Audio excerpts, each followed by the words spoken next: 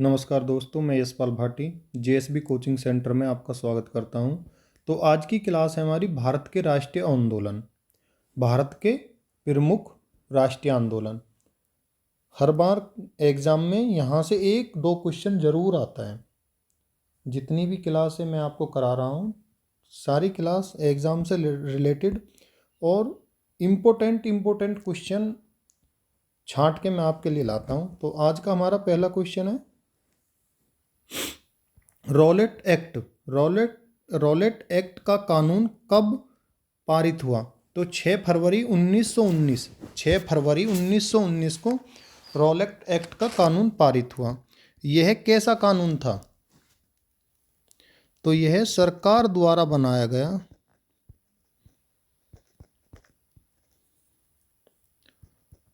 सरकार द्वारा बिना मुकदमा दायर किए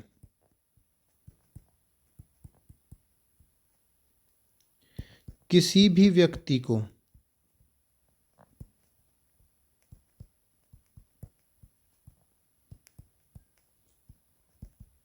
बंदी बनाना, यह कानून था बिना किसी दलील, बिना अपील और बिना वकील कि किसी भी व्यक्ति को उठाकर बंदी बना लेना। इसको काला कानून भी कहा। नेक्स्ट,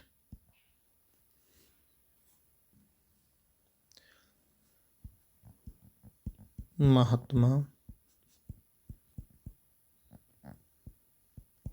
गांधी ने इसे ब्लैक एक्ट या काला कानून कहा था।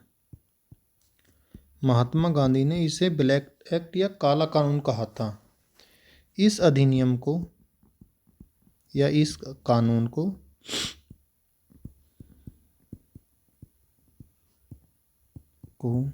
चेम्सफोर्ड ने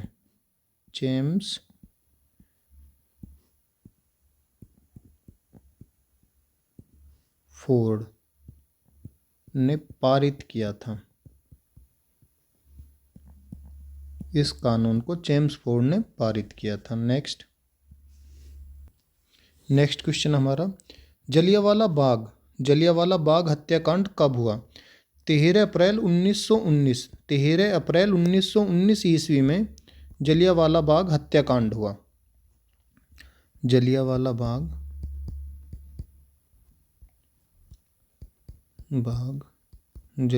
बाग हत्याकांड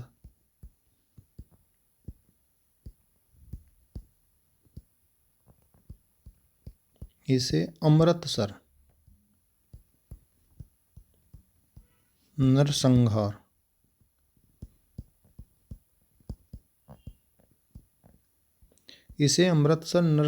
भी कहा जाता है। जलियांवाले बाग हत्याकांड को अमृतसर नरसंहार भी कहा जाता है। ब्रिटिश सेना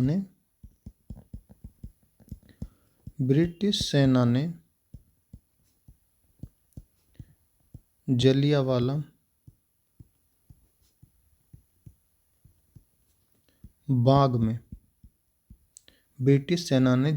बाग में निहत्थे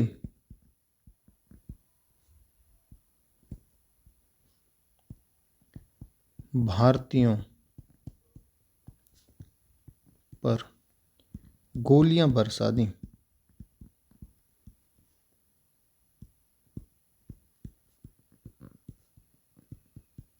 जिस वजह से वहां पर सैकड़ों लोगों की मृत्यु हो गई।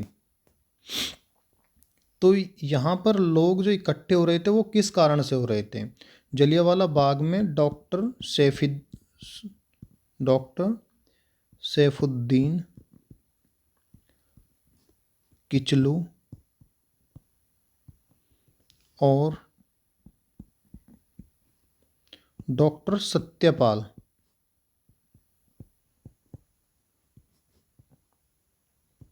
की गिरफ्तारी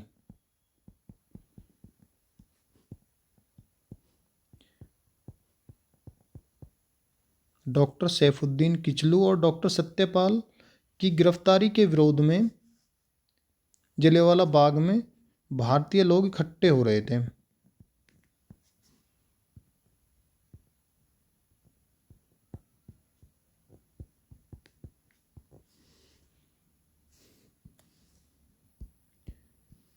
जलियांवाला बाग में जो भीड़ इकट्ठी थी, भारतीय लोगों पर गोली चलाने का आदेश किसने दिया?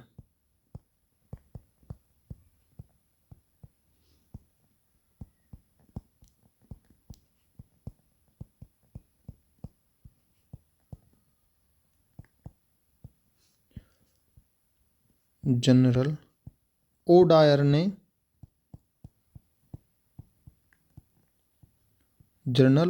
ने जलियांवाला बाग में इकट्ठी भीड़ पर गोली चलाने का आदेश दिया था। नेक्स्ट क्वेश्चन है हमारा, खिलाफत आंदोलन कब हुआ? सन 1919 से सन 1922 तक खिलाफत आंदोलन चला। सन 1919 से सन 1922 तक खिलाफत आंदोलन चला। खिलाफत आंदोलन का नेतृत्व किसने किया? खिलाफत आंदोलन का नेतृत्व किसने किया? तो खिलाफत आंदोलन का जो नेतृत्व किया था वो शौकत अली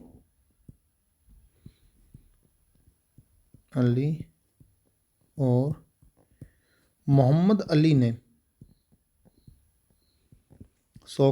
मोहम्मद अली ने खिलाफत आंदोलन का नेतृत्व किया था।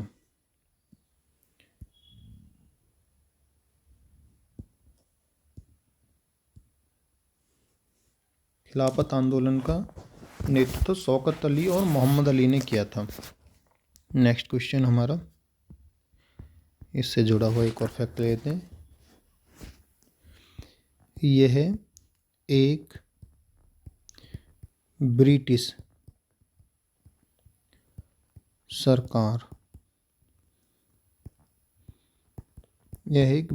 सरकार विरोधी आंदोलन था।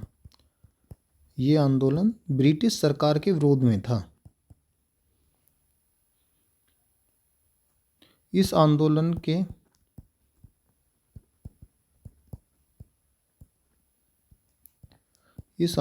के जरिए मुस्लिम समुदाय में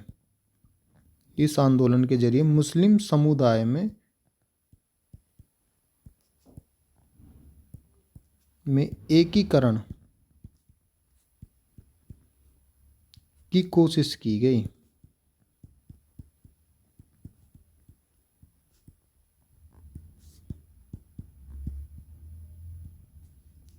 इस आंदोलन के जरिए मुस्लिम समुदाय में एकीकरण की कोशिश की गई।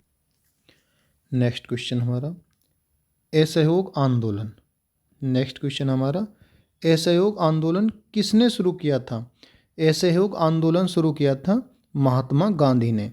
असहयोग आंदोलन महात्मा गांधी ने शुरू किया था। तो यह आंदोलन 1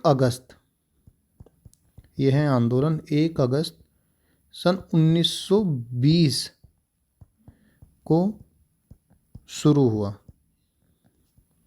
यदि आपसे असहयोग आंदोलन की डेट पूछ ले कि असहयोग आंदोलन कब शुरू हुआ, तो 1 अगस्त 1920 को असहयोग आंदोलन शुरू हुआ। लेकिन 4 फरवरी 1922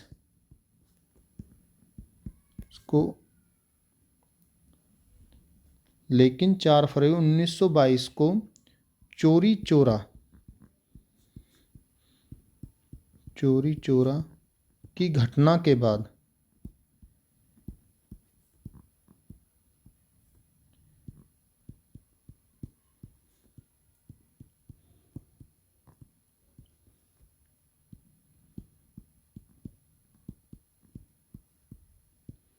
1 अगस्त 1920 को असहयोग आंदोलन शुरू किया गया, लेकिन 4 फरवरी 1922 को चोरा चोरी की घटना के कारण असहयोग आंदोलन को वापस ले लिया गया। असहयोग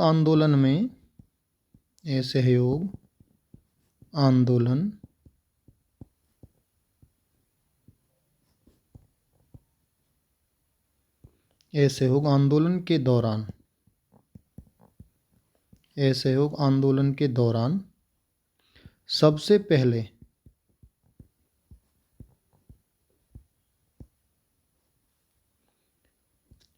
CR दास ने गिरफ्तारी दी। असहयोग आंदोलन के दौरान सबसे पहले CR दास को गिरफ्तार किया गया। आपसे पूछ लें कि असहयोग आंदोलन के दौरान सबसे पहले किसको गिरफ्तार किया गया, तो वो किया गया था CR दास को।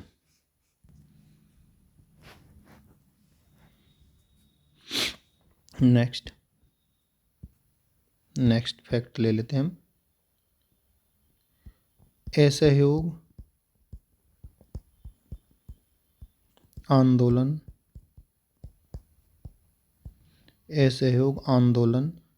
शुरू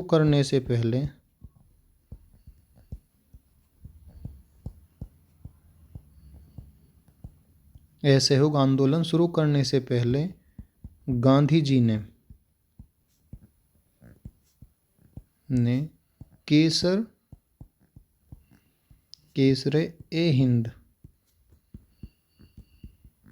हिंद की उपाधि, जो अंग्रेजों ने उन्हें केसरे हिंद की उपाधि थी, उसको लौटा दिया था।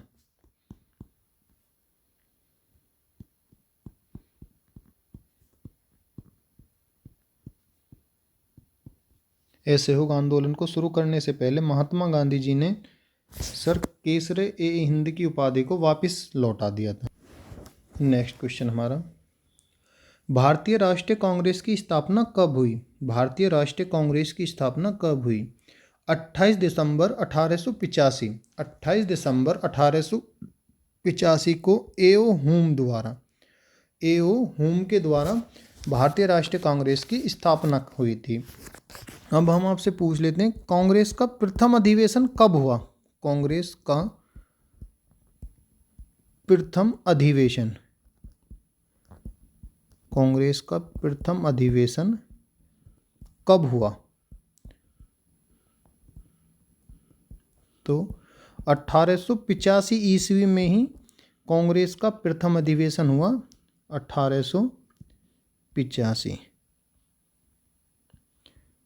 1885 ईस्वी में कांग्रेस का प्रथम अधिवेशन हुआ। यह अधिवेशन बॉम्बे में हुआ। वर्तमान में जो मुंबई है, उस टाइम का नाम उसका बॉम्बे था। तो बॉम्बे शहर में भारतीय राष्ट्रीय कांग्रेस का प्रथम अधिवेशन हुआ। और इसके अध्यक्ष कौन थे? प्रथम अधिवेशन के अध्यक्ष कौन थे? तो इसके अध्यक्ष थे व्योमेश चंद्र बनर्जी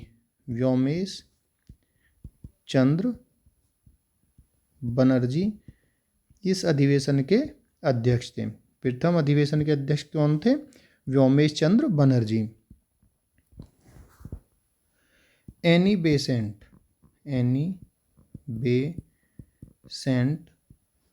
प्रथम महिला अध्यक्ष बनी। कांग्रेस के अधिवेशन की प्रथम महिला अध्यक्ष थी एनी बेसेंट। और प्रथम भारतीय महिला कौन अध्यक्ष बनी? प्रथम भारतीय महिला अध्यक्ष थी, एक बार बताएं, सरोजनी नायडू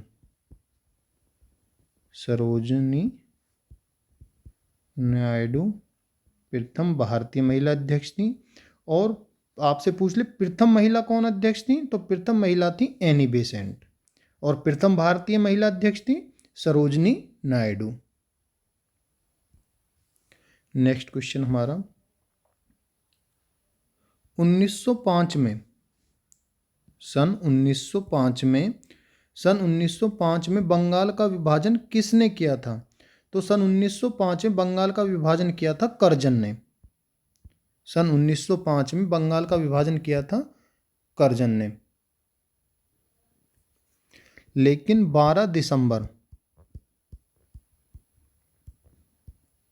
1911 को हॉर्डिंग ने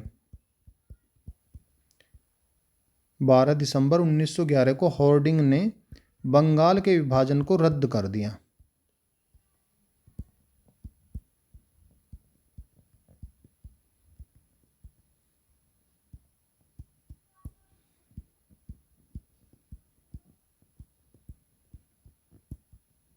आपसे पूछे बंगाल का विभाजन कब हुआ, तो सन 1905 में बंगाल का विभाजन हुआ जो कर्जन ने किया। और बंगाल के विभाजन को रद्द किसने किया? तो बंगाल के विभाजन को रद्द 12 दिसंबर 1911 को हॉर्डिंग ने किया। नेक्स्ट हमारा क्वेश्चन है, ऑल इंडिया मुस्लिम लीग की स्थापना कब हुई? ऑल इंडिया मुस्लिम लीग की स्थापना हुई वर्ष 1906 में। ऑल इंडिया मुस्लिम लीग की स्थापना हुई वर्ष 1906 में। इसकी स्थापना कहाँ पर हुई थी? तो मुस्लिम लीग की स्थापना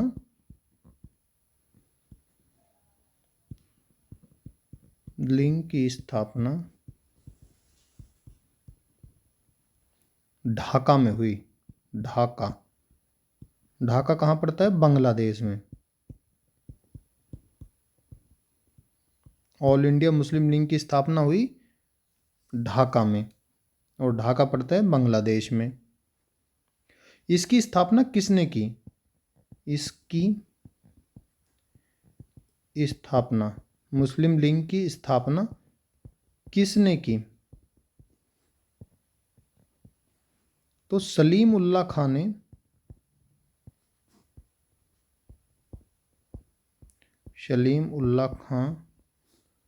ने मुस्लिम लीग की स्थापना की थी।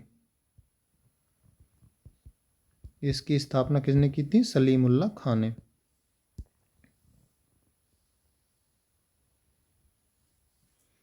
नेक्स्ट,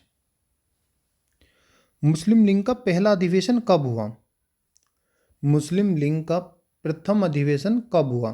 तो इसका प्रथम अधिवेशन वर्ष 1908 में हुआ। मुस्लिम लीग का प्रथम अधिवेशन 1908 में अमृतसर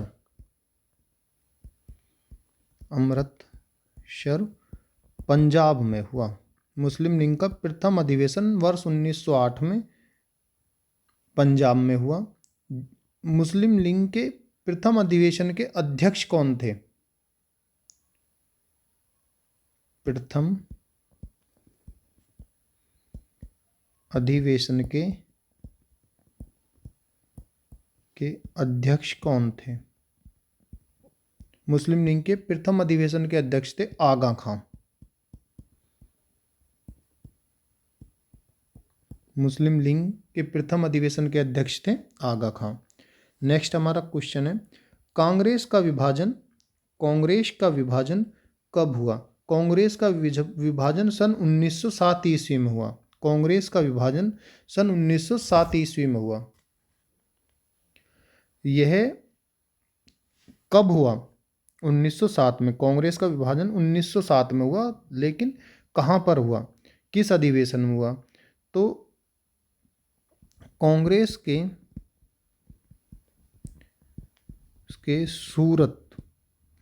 के सूरत अधिवेशन में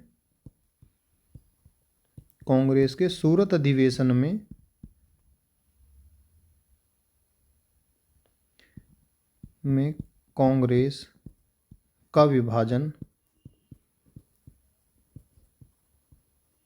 दो गुटों में हो गया। वो दो गुट कौन से थे? कांग्रेस का विभाजन दो गुटों में हो गया। नंबर 1 थे गरम दल और नंबर 2 थे नरम दल। कांग्रेस का विभाजन सन 1907 ईस्वी में हुआ। कांग्रेस का विभाजन किस अधिवेशन में हुआ? तो कांग्रेस का विभाजन हुआ सूरत अधिवेशन में। तो यह दो गुटों में बट गई, नरम दल और गरम दल में। नेक्स्ट हमारा इससे जुड़ा हुआ एक और फैक्ट है, गरम दल के प्रमुख नेता कौन कौन थे? गरम दल के प्रमुख नेता, तो गरम दल के प्रमुख नेता थे बाल गंगाधर तिलक, बाल गंगाधर तिलक और लाला लाजपत राय।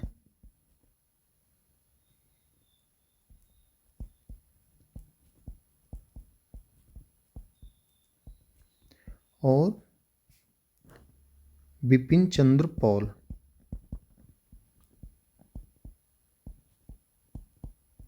गरम दल के ये तीन प्रमुख नेता थे, बाल गंगाधर तिलक, लाला लाजपत राय और बिपिन चंद्र पॉल। इनको लाल, पाल और बाल उपनाम से भी जाना जाता है।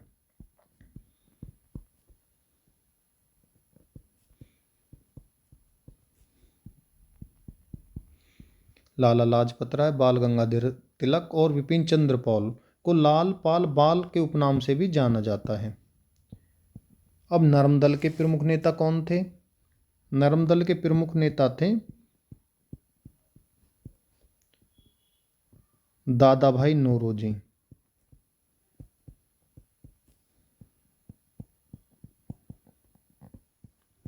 दादा भाई नौरोजी, गोपाल कृष्ण गोखले,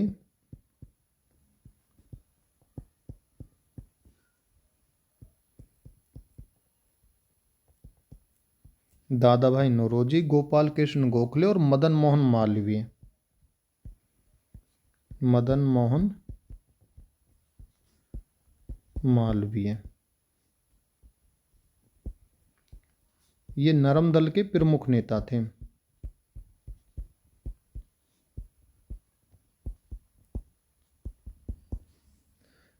दादा भाई नौरोजी, गोपाल कृष्ण गोखले और मदन मोहन मालवीय, ये नरम दल के प्रमुख नेता थे। ब्रिटिश संसद में, ब्रिटिश संसद के लिए, ब्रिटिश संसद के लिए चुना जाने वाला प्रथम भारतीय,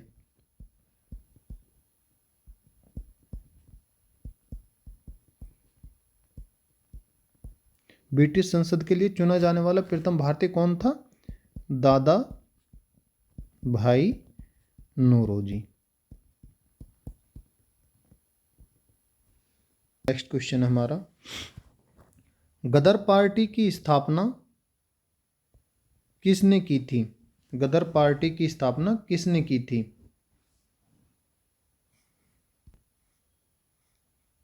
गदर पार्टी की स्थापना किसने की थी? लाला हरदयाल और सोहन सिंह भाकना। लाला हरदयाल और सोहन सिंह भाकना ने गदर पार्टी की स्थापना की। अब गदर पार्टी की स्थापना कब हुई? गदर पार्टी की स्थापना कब हुई थी? तो गदर पार्टी की स्थापना हुई थी 13 जुलाई 1913 ईस्वी में। गदर पार्टी की स्थापना 13 जुलाई सन 1913 ईस्वी को सैन फ्रांसिस्को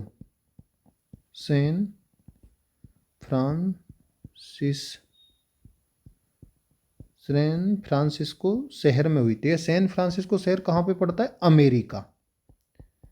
तो अमेरिका में 13 जुलाई 1913 ईस्वी में गदर पार्टी की स्थापना हुई थी। तो गदर पार्टी की स्थापना किसने की? लाला हरदयाल और सोहन सिंह भाकना ने गदर पार्टी की स्थापना की थी। गदर पार्टी की स्थापना लाला हरदयाल और सोहन सिंह भाकना ने की थी। नेक्स्ट क्वेश्चन हमारा, महात्मा गांधी किस वर्ष दक्षिण अफ्रीका से भारत वापस आए? तो 9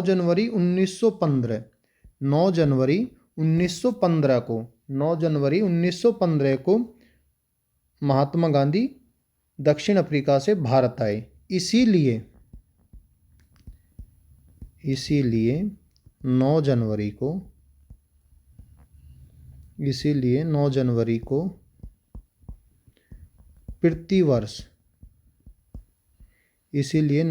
को प्रतिवर्ष प्रवासी भारतीय दिवस के रूप में मनाया जाता है।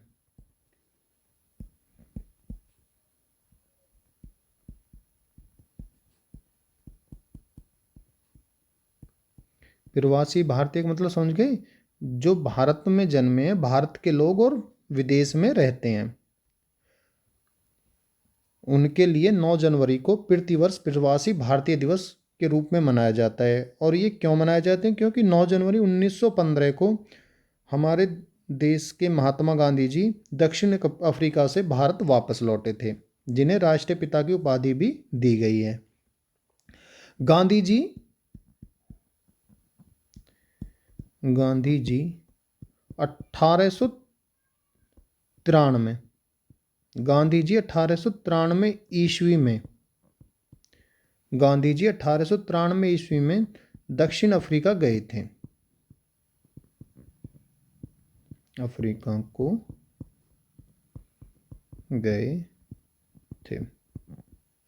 तो धन्यवाद प्यारे छात्रों, आज के लिए इतना ही।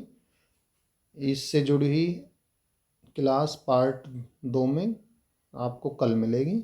धन्यवाद। अगर क्लास अच्छी हो तो उसको लाइक, शेयर और चैनल को सब्सक्राइब करें। और क्लास में कोई भी बदलाव हो या आपका सुझाव हो तो उसे कमेंट सेक्शन में ज़रूर मेंशन कर दें। धन्यवाद।